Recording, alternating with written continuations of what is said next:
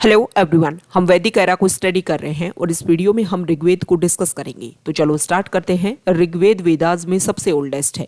ऋग्वेद में 10 मंडल, 1028 सूक्त और 10,600 मंत्र है। मंत्र को ऋचा के नाम से भी जानते हैं। मंडल और सूक्त को आप इस तरीके से समझ सकते हो कि मान लो कोई बुक है और उस बुक में बहुत सारे चैप्टर हैं और बहुत सारे टॉपिक के बारे में उस बुक में बात की गई है।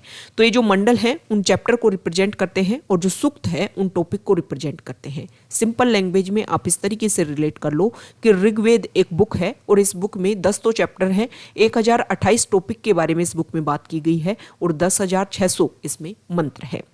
ऋग्वेद का जो फर्स्ट और 10th नंबर का पहला और 10वें नंबर का जो मंडल है उसको बाद में जोड़ा गया। मतलब पहले 2 से और 9 नंबर के जो मंडल है उनको कंपोज किया गया और फिर बाद में फर्स्ट और 10th मंडल को ऐड किया गया।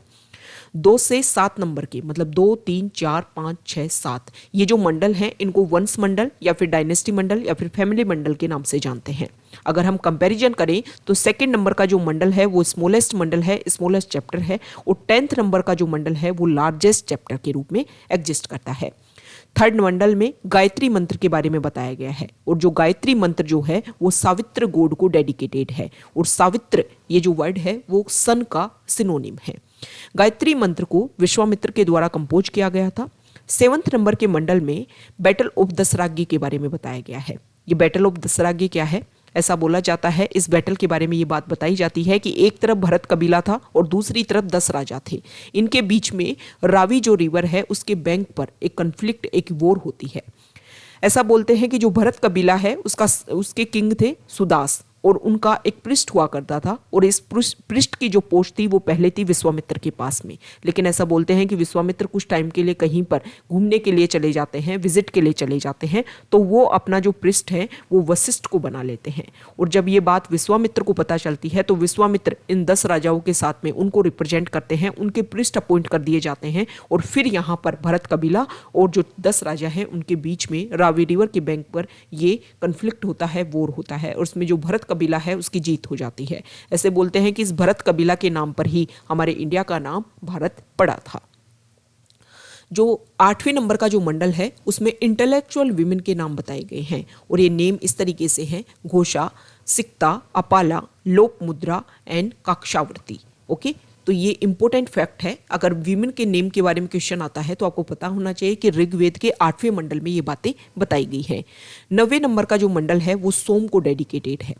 सोम के बारे में 144 मंत्र यहाँ पर लिखे गए हैं। सोम क्या है?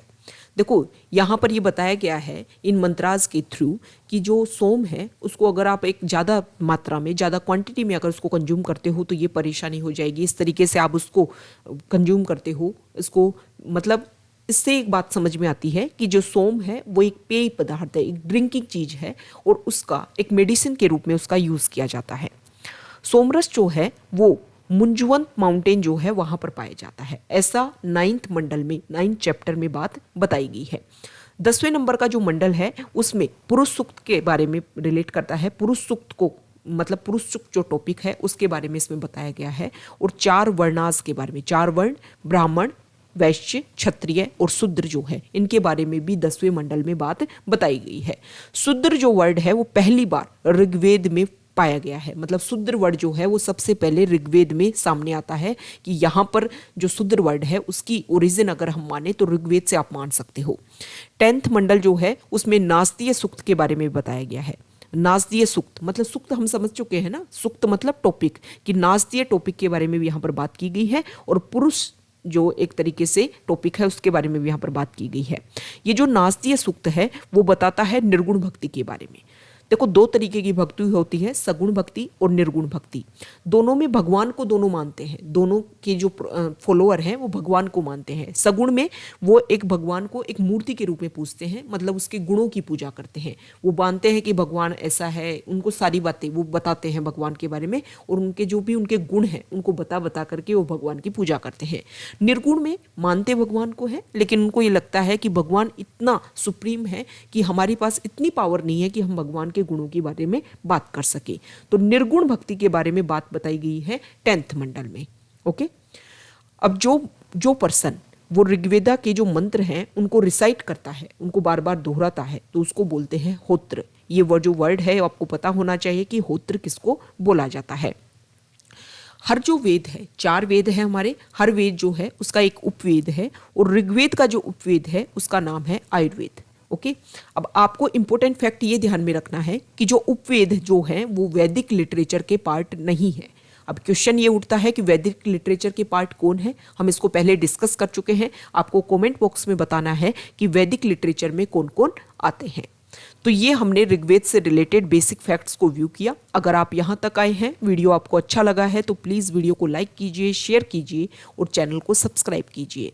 आप हमारे टेलीग्राम चैनल के साथ में भी जुड़ सकते हैं। टेलीग्राम चैनल का लिंक नीचे डिस्क्रिप्शन बॉक्स में दिया हुआ है, वहाँ पर बहुत सारी इंपॉर्टेंट इन्फॉर्मेशन आप सभी के साथ में शेयर की जाती है। Okay, thank you.